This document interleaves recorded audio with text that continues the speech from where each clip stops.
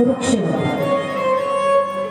हे जी शेती बाळी करतो त्याचं जीवन आपल्या याच्या भरोशावर जे धान्य पिकलं ते आपल्यासाठी मिळतं.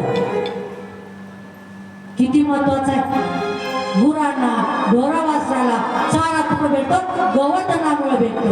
वृक्षवल्ली आमा सोयरी वनचरी वृक्षवल्ली आमा सोयरी वनचरी वृक्षवल्ली आमा सोयरी वनचरी वृक्षवल्ली आमा सोयरी वनचरी पक्षी सुतरे आळवे पक्षी सुतरे आळवे वृक्षवल्ली आमा सोयरी वनचरी वृक्षवल्ली आमा सोयरी वनचरी वृक्षवल्ली आमा सोयरी वनचरी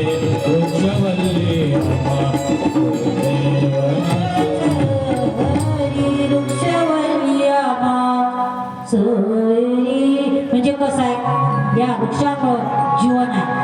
याच्याकरता प्रत्येक जण सांगते एक एक तरी झाड लावा, वृक्षारोपण करा. हे भगवंतान पहिले सांग ठेवलेलं आहे की वृक्षारोपणाला की याच्यामुळं ह्याच्या पण गुरं चालतो, आपल्या गायी चालतो आणि गायीपासून दूध मिळतं. कितीतरी आपलं रुद्रपोषण याच्यामुळे होतो. पूजा कोणाची करायची? गोवर्धनाची. इंद्राची का? कारण की त्यावेळेस सांगितलं की तुझ्या मनात बाबा तू इंद्राची म्हणतो का सोडून देऊ आपण गोवर्धनाची पूजा. त्यावेळेस कृष्ण भगवंताच्या आज्ञेनं आणि गोवर्धनाची पूजा करू लागली.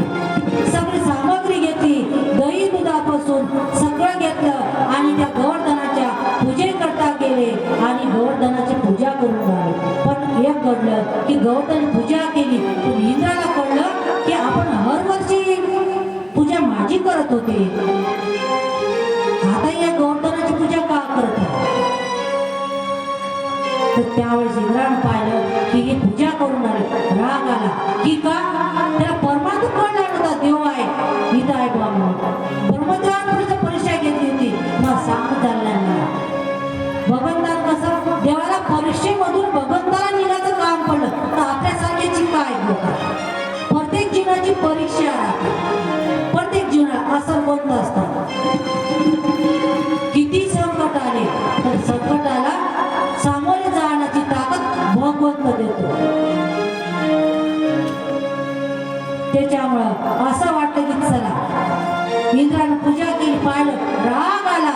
रागेच्या याच्यात एवढं त्याला राग आला की एवढं वारं सोडलं, पाणी सोडलं की गारपीट केली की सगळे चप्पल उडेपर्यंत धाड धाड धाड विजा काय, पाणी काय, पाऊस काय अथांग सोडलं, जेणेकरून की हे वृंदावन वाहून जावं.